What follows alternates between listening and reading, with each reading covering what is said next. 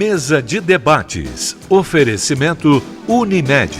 Tem Unimed para todo mundo. Agora, plano Unimed para 2 pessoas. Premium FM, sintonizada no seu bom gosto.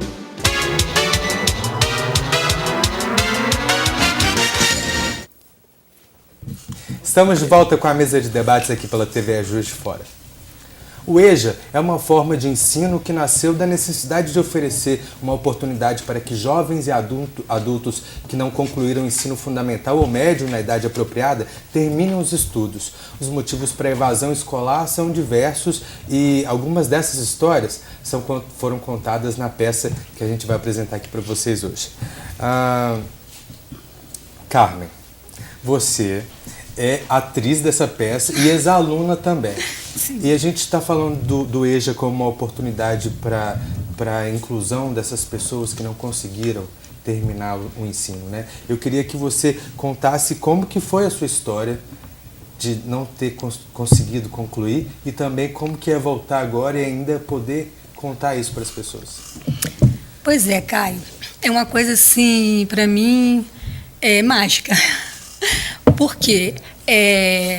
Vou tirar uma base pela minha história, porque praticamente todas as histórias mais ou menos nesse nível. Por exemplo, eu tive que parar de estudar cedo, porque não tinha condições financeiras para custear um estudo. Naquela época era de escolas particulares, não tinha muitas escolas que nos davam oportunidade gratuitamente para poder continuarmos. A gente normalmente fazia até a 4ª série, e ali, se você não tivesse condições de ir para uma escola particular, você tinha que parar, que foi o meu caso.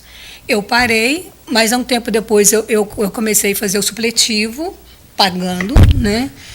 Mas aí houve o quê? Uma transição nesse meio aí que eu tive que parar meus estudos porque eu engravidei e tive que constituir uma família. Aí eu me casei, aí eu tinha uma filha para criar e também a gente não ficava muito à vontade ali no meio grávida, eu não ficava muito à vontade ali. Aí eu tomei a decisão de parar os estudos. Parei por longos anos. Depois eu ouvi falar do EJA, muitos anos depois, eu já tinha 50 anos, já tinha constituído toda a minha família, criado os meus filhos, que eu tenho um casal. E eu ouvi essa oportunidade do SESU através de um sobrinho do meu marido. Ele estava estudando lá e ele começou a me dar muito apoio, muita força. Eu falei, não, eu tô velha já, né? Já ficar lá no meio daquelas garotadas. Eu também hoje eu estou com muita dificuldade de aprender, porque há quantos anos, né? A mente da gente fica um pouco, né? Assim, aí, incentivo todo, eu falei assim, quer saber? Eu vou encarar isso aí. Eu vou voltar. Eu vou pelo menos saber como é que é. Aí eu fui no SESU e me informei de algumas coisas. Falei assim, me matriculei. Falei assim, vou encarar isso aí. E eu trabalhava fora, como sempre, a gente, né, trabalha para poder ajudar na renda familiar. Então, assim, é muito difícil você trabalhar 8 horas, sair do seu trabalho, igual no meu caso, direto, ia para o SESU, né? E chegava lá super cansada, aquele trânsito todo de ônibus. Mas o que foi o gostoso nisso tudo aí? Eu me senti viva. Você entenderam? Eu me senti viva, eu me senti importante. Porque com 50 anos, voltar a estudar, nunca imaginei isso na minha vida. E tive alguns apoios. Meu esposo, então, assim, ele me apoiou demais, me ajudou muito, porque ele sempre me incentivou a estudar. Sempre. Mas a gente, assim, família, filho, dificuldade, a gente sempre deixava para trás. Aí, ele me incentivando, a minha família também me incentivando. E quando eu cheguei no SESU, eu não imaginava o que eu ia encontrar lá no SESU. Gente, para mim foi assim, sabe, maravilhoso encontrar os professores que nos dão tanto apoio. Às vezes a gente chegava cansado, tipo assim, gente, não vou conseguir, eu não vou para frente. Aí eles, não, você consegue, você pode. O Sérgio aqui, ó, quantos incentivos, ele, nosso professor de geografia. Então, quantos incentivos eles nos deram? Não, você pode. Às vezes, na hora de uma prova, né, a gente não tem muito tempo para estudar. Aí os professores, não, você consegue, a gente está aqui para te ajudar. E quantas vezes os professores, até depois da aula um pouquinho, as dúvidas da gente, sentavam com a gente, explicavam com a gente, ia várias vezes na nossa carteira explicando a matéria várias vezes para a gente, até a gente entender. Então aquilo ali para mim, aí foi abrindo, sabe, um leque, foi abrindo essas esperanças e a vontade de continuar. E, sabe, para a honra e glória do nosso Deus, e, né, aos professores, aos diretores, a Cláudia, que é um doce de pessoa, que é a nossa diretora lá, eu concluí o meu ensino médio, que era assim o meu sonho, concluir o meu ensino médio. Porque hoje em dia você tem que ter o médio para tudo. Para tudo você precisa ter o ensino médio. Aí veio o Enem também, com mais uma oportunidade. Gente, uma coisa, para mim foi assim, hilariante. Eu consegui fazer o Enem. Fazendo o terceiro ano, falei assim, gente, não vou. O Sérgio nos incentivou a fazer o Enem, fez as nossas inscrições com todo carinho. Eu fiz o Enem. Vocês acreditam nisso? Para mim, isso é muito mágico, sabe? E tive uma pontuação muito boa no Enem, tá? Tive, sem cursinho, sem nada, eu tive uma pontuação muito boa. Eu fiquei, assim, maravilhada quando eu vi minha pontuação. Não consegui a pontuação que eu precisava para uma faculdade, mas só de eu ter conseguido aquela pontuação, para mim foi muito bom. Parabéns, e a gente, como educadora, né, eu desde os 14 anos eu dava aula de recuperação para os meus amigos, ensinava as pessoas a fazer dever, e eu sempre sonhei em ter um curso normal na época, porque era o curso de professora primária, né? Então, depois eu vim a ser professora primária durante um tempo, depois conheci o Josino, e automaticamente nós compramos o Colégio Pio XII, que não era Colégio Pio XII, era Colégio Espírito Santo, e depois transformamos ele no Colégio Pio XII, que era o primeiro colégio da América do Sul em profissionalização. Então, esse foi o Colégio Pio XII, e essa é a história do Colégio Pio XII de 50 anos, ano que vem. E a gente sempre que a gente encontra em Juiz de Fora um ex-aluno do Colégio Pio XII. Está aqui nosso amigo, que também já estudou no Colégio Pio XII. Então, a gente fica muito feliz com isso, porque não é nada, foram mais de 30 mil pessoas que passaram pelo Colégio Pio XII nesses 50 anos, né? E formaram no Colégio Pio XII. Então, a gente fica muito feliz, né? E te parabenizo aí realmente, porque isso aí é uma vitória. E essa vitória é só sua, ninguém te toma, ninguém te tira. Por isso, nós convidamos os alunos, as pessoas, para virem estudar com a gente. Porque a hora é agora, o momento é agora, a oportunidade é agora. Então, se qualifiquem, porque a mão de obra qualificada, especializada, é ela que mais faz falta. Então, não é o doutor, não é a faculdade, mas sim a mão especializada. Essa é a nossa meta. Então, vem estudar com a gente. A gente queria te parabenizar, né? Muito e muito, mas eu queria saber muito do obrigada. Livro, com relação ao livro aí. Vocês podem falar do livro, alguma coisa? Como é que é? Isso. O senhor pode responder? O senhor é o autor do livro? O autor da peça? Não, sou da peça. Ah, tá. Então, tá. Da artista ainda, tá vendo? Aluno do Pio XII ainda vira artista. Tá vendo? É isso aí. Obrigado por você ter compartilhado sua história com a gente. As pessoas podem ver essa história no livro, né? Então, conta um pouquinho dessa criação. Você pode falar um pouco sobre isso? Posso sim. Posso mostrar o livro? Claro, por favor. Então, gente, caminhos que se encontram, né? Memórias e histórias de alunos do EJA. Isso aqui é muito importante. Isso aqui é mais uma conquista, né? Mais uma conquista para nós, porque isso aqui nasceu numa reunião lá no SESU, né, dos diretores, e a nossa professora de português, a Joseli, pessoa maravilhosa, e surgiu a ideia assim, de fazermos um livro. É como um trabalho. Isso aqui, na realidade, para nós foi como se fosse um trabalho escolar, onde contava alguns pontos. No caso, é uma monografia. Exatamente. Né? E aí o que acontece? Ela nos incentivou a cada um de nós contarmos um pouco da nossa história. Em Deus, assim, de que nós éramos criança, até o que nos incentivou a ir para o SESU. Qual a forma que foi que nós descobrimos o SESU, ouvimos falar do SESU, e o desejo de estar no SESU. Então, surgiu a partir dessa ideia aí. Então, todas nós, aqui são 108 histórias, 108 histórias, cada história maravilhosa, gente, tem história aqui que faz a gente chorar, sabe, de superação mesmo. Então, o que acontece? Nós escrevemos as nossas histórias, levamos para a Joseli, ela fez um resumo da nossa história e nasceu no coração dela essa vontade de editar um livro. E aí surgiu esse livro maravilhoso aqui, essa capa maravilhosa, com essas histórias maravilhosas, porque isso aqui a gente mostra para todas as pessoas que nós podemos. Tudo que você quer na vida, você pode conquistar, você pode conseguir. É só você ter força de vontade, é você colocar também amor naquilo que você está fazendo. Então, as coisas acontecem. Não é difícil, não é impossível para ninguém. Às vezes, eu encontro com algumas pessoas da minha época que pararam de estudar, eu falo do EJA, eu falo do SESU. Vai lá. Ah, mas eu não consigo. Aí eu já não tenho mais memorização para essas coisas. Vai lá que eles vão te ajudar. Tem professores que te ajudam a conquistar o seu sonho. E um deles é o Sérgio, que está aqui.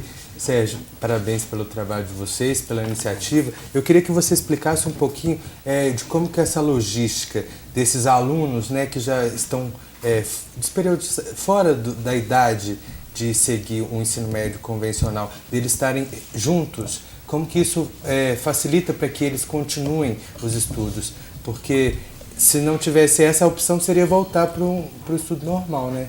Qual que é a diferença do EJA para a formação dos alunos?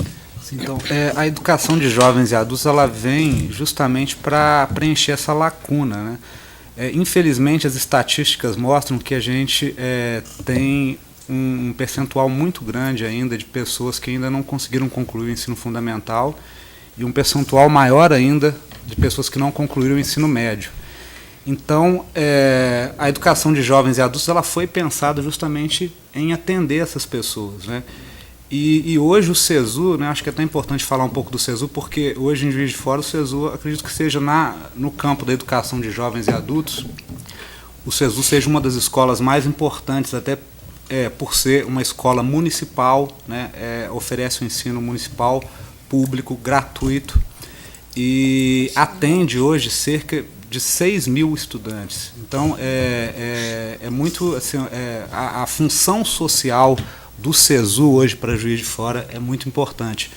E a exemplo aí da história, né, que a Carmen compartilhou com a gente, cada um dessas 6 mil pessoas que hoje o SESU atende, né, que estão matriculadas na escola, tem por trás delas um motivo, uma história que impediu que elas fizessem, né, que elas frequentassem a escola naquela idade, né, adequada, né, na idade séria adequada.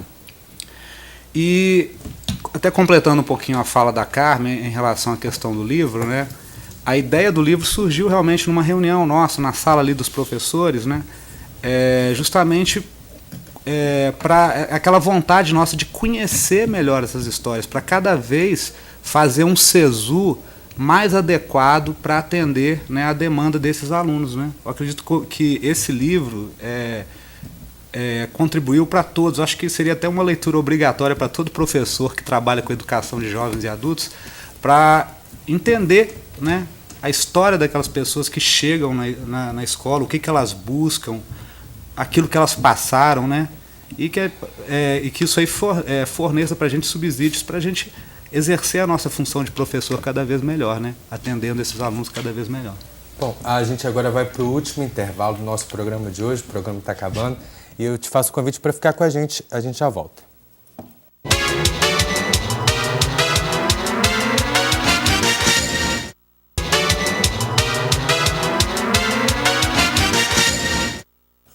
Estamos de volta para o último bloco do nosso programa de hoje.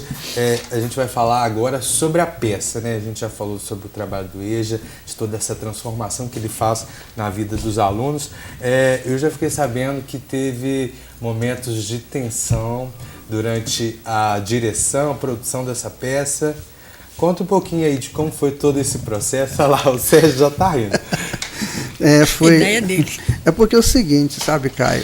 Quando você vai apresentar um espetáculo contando vidas reais, você tem que ter mais sensibilidade para fazer isso. Então você não pode simplesmente chegar lá no teatro, a minha história é assim. Você tem que colocar todo aquele mise-en-scène que tem, aquela coisa bonita. Então eu falei coisas assim, quando o Sérgio me chamou lá no Teixeira, lá no SESU, eu falei, Sérgio, eu não vou fazer coisa simples, não. Eu vou fazer coisa, né? Porque eu trabalhei com Arte Vida, que foi um grupo muito importante aqui de Juiz de Fora.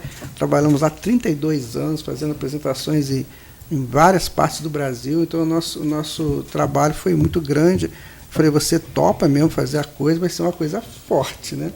E aí começamos os ensaios, aí fui conhecendo a Carmen, conheci a Vaninha, a Edileia, eu olhava para aquelas 3 pessoas e falava assim, será que vocês vão conseguir fazer uma apresentação no Teatro Central? Eu devo ter pensado assim, entrei numa roubada. Mas aí eu brinquei, Gente, com a pode? Vaninha, eu falei assim, Vaninha, se você não fizer certo, eu te tampo uma bola de sinuca na testa. E essa coisa começou a brincar com essa coisa brincadeira, aí começou, olha, daqui a pouco eles começaram a me surpreender, as cenas foram acontecendo, sabe? Aí veio o trabalho da Lívia, que é uma pessoa que está nos ajudando muito, com uma dedicação imensa, e o trabalho da Camila na parte de dança, né? Que também nos ajuda muito. E aí nós começamos a falar com o Sérgio, produção, preciso disso. Aí quando foi sábado passado, nós estávamos acabando de fazer um ensaio geral, né? Aí eu olhei uma cena lá e falei assim, eu podia fazer aquilo, essa cena, eu olhei para o Sérgio e fiquei com pena dele. Porque ele teria que fazer para mim um monte de figurino caríssimo, né? Então ficou assim, sabe, Caio? O importante do espetáculo é exatamente essa... O teatro é uma magia, na verdade é uma magia. Eu vivo o teatro a vida inteira, praticamente você chega ali e se transforma. O importante é que nós estamos tentando passar toda aquela ideia real de como a Carmen contou a história dela aqui. Aliás, a cena da Carmen, gente, foi uma das mais bonitas que tem lá, sabe? Então, é uma coisa real. Tem uma cena de um menino que a mãe ia jogá-lo no rio. Na hora que ela ia jogar no rio, chegou alguém e falou, não joga teu filho no rio, não, aquela coisa toda. E vai, esse menino, então, cresce. E ele hoje já terminou o ensino médio e ele está na peça. Sabe, ele apareceu lá e todo, ele vai fazer, vai contar a história dele. Então é isso que nos motivou a trabalhar, a fazer essa montagem desse espetáculo. Então vale a pena, você que já conseguiu o ingresso, porque eu nem sei como é que estão os ingressos, né, Sérgio? Você pode falar aí. Então, você que já está com o seu ingresso, que já conseguiu, né, essa possibilidade de estar lá no dia 31, terça-feira que vem, não deixa de ir não, porque vai ser muito... importante. E você que ainda também está nessa dúvida, volta ou não volta para a escola? Aí o caso da Carmen aqui, que foi emocionante o relato dela aqui. Então, volto para a escola? Volto sim. Não tenho nada a perder, só a ganhar. A educação é uma das coisas mais interessantes, tanto é que o nosso grupo de teatro chamava Arte e Vida, Grupo de Teatro Educativo. Nós só fazíamos peças educativas. E por isso que nós atendemos a mais de 400 instituições no Brasil todo, né, viajando para grandes empresas como Petrobras, Alcoa Alumínios, Embratel, Telemar, Telemig. Por quê? Porque nós fazíamos o trabalho educativo. E esse trabalho é um trabalho que incentiva a educação.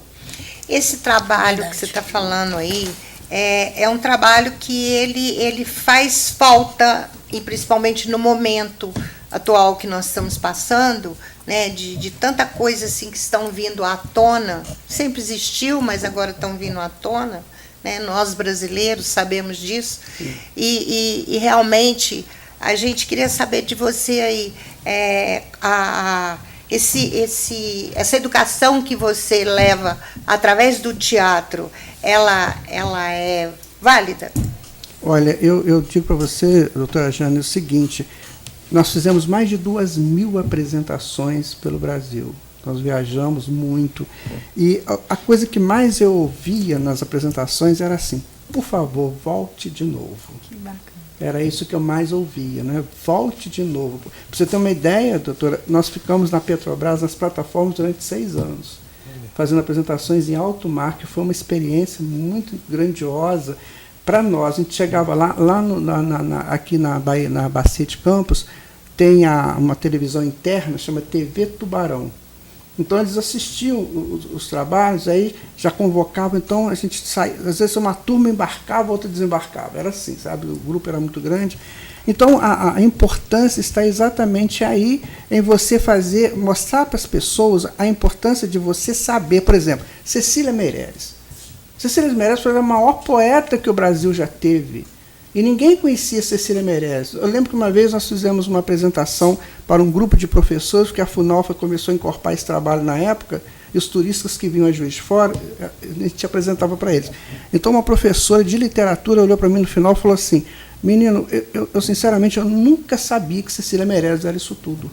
Mário Quintana, né, o Carlos Drummond. Então nós fizemos muitos trabalhos nesse campo também de literatura. Fizemos sobre AIDS. A AIDS estava começando aquele processo terrível dos anos 80, né? E depois nós fizemos sobre drogas alucinógenas, fizemos sobre relações pais e filhos, alcoolismo, que foi uma peça que ficou mais de 15 anos rodando essa peça, né? Mostra só que a arte, né, e seu papel de instruir, de educar, de informar. Eu queria perguntar para o Sérgio. Sérgio, como que foi ajudar a orquestrar isso? O pessoal deu trabalho para vocês lá? Na verdade, acho que a gente tem, como a Carmen falou, a gente tem que acreditar, né? Porque no começo parece que é uma coisa assim impossível, mas...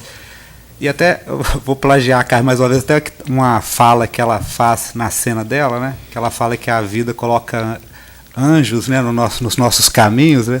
Então, acho que essa peça, o que facilitou foram esses anjos que a gente foi encontrando, né? Um deles, o Guaraci, que, né, foi fantástico, assim, a gente ficou muito feliz dele ter aceitado, né?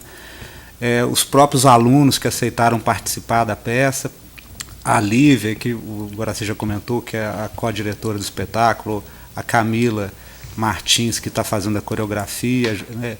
E a gente também teve a participação de músicos do Conservatório Estadual. Eu sou também formado em música e sou professor do Conservatório Estadual de Música, e convidei alguns colegas para poder fazer. Então nós vamos fazer a trilha sonora da peça, vai ser com músicas de Vanderly, que é um cantor mineiro, né, de BH, da periferia de BH. Então ele traz muito essa questão, né, da superação nas letras dele, que está encaixando muito bem com as peças.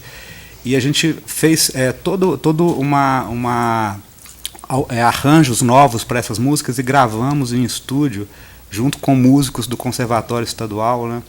Então, assim, está ficando uma coisa muito, muito bacana. E esses anjos todos foram facilitando a vida da produção, né? Ô, Sérgio, a apresentação é gratuita. Aonde as pessoas podem conseguir o ingresso e qual o horário da peça da apresentação? Sim, Você então, falou local, não isso, falou então horário. vai ser no Cine Teatro Central, no dia 31, na próxima terça-feira, às 19h30. E os ingressos estão sendo distribuídos gratuitamente no CESU da Rua Floriano Peixoto, número 435.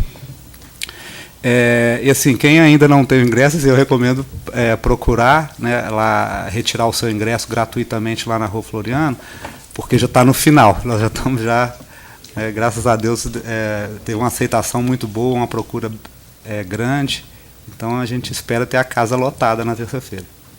Só sucesso. Eu espero também que o nosso ingresso esteja já aí. esteja garantido. Pode separar o meu. E depois dessa conversa, a vontade de ouvir mais. Contamos com vocês lá e quero ver. Vou procurar o rostinho de vocês lá no meio. Que vem. Vamos, Alice. Vamos, primeira fila. Qual horário lá? 19h30. 19h30. Nosso programa está chegando ao fim. Isso. Que pena. Que pena. Eu gostaria de que vocês falassem também um pouquinho de onde, se é possível, encontrar esse livro em algum lugar.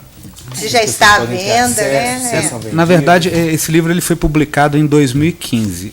Na época, a gente conseguiu, a gente participou de um projeto da prefeitura, que é o, deixa eu lembrar que está até escrito, que é o FAPEB, que é um fundo de pesquisa, né, para projetos que a prefeitura oferece para as escolas. Nós fomos contemplados e foi distribuído para as escolas. Então, quem tiver interesse em acessar o livro, qualquer escola municipal de Juiz de Fora tem na sua biblioteca um exemplar desse livro. Foi distribuído na época para todas as escolas. Perfeito. Bom, nosso programa está chegando ao fim. Eu gostaria muito de agradecer a participação de todos vocês. Obrigada, muito obrigado, parabéns pelo projeto, pela iniciativa. Parabéns pelo Dia do Dentista. Obrigada, gente. Debatedores, quarta-feira que vem nos vemos de novo. Muito obrigado. Com certeza. Eu também gostaria de agradecer a você que sábado, 2h da tarde. Exato, né? Reprise do Jane Aragão Convida com no Caio sábado. Zóia. Você vai ver essa dupla aqui de novo. Dupla dinâmica. O reprise de hoje e o YouTube. Exato, ó. A gente volta amanhã às 11 horas da manhã, ao vivo aqui pela TVE Juiz de Fora, como você já sabe. Também temos a reprise do nosso programa de hoje às 6 horas da tarde e você tem acesso a essa e outras edições da mesa de debates no nosso canal no YouTube. É só procurar por TVE Juiz de Fora. Tem também um jeito mais simples, onde você pode ter todo o acesso à programação da TVE, as músicas da Rádio Prêmio e também as notícias do Diário Regional através do nosso aplicativo do Diário Regional JF, que você pode baixar gratuitamente no seu celular. Muito obrigado pela companhia, uma ótima tarde e até amanhã.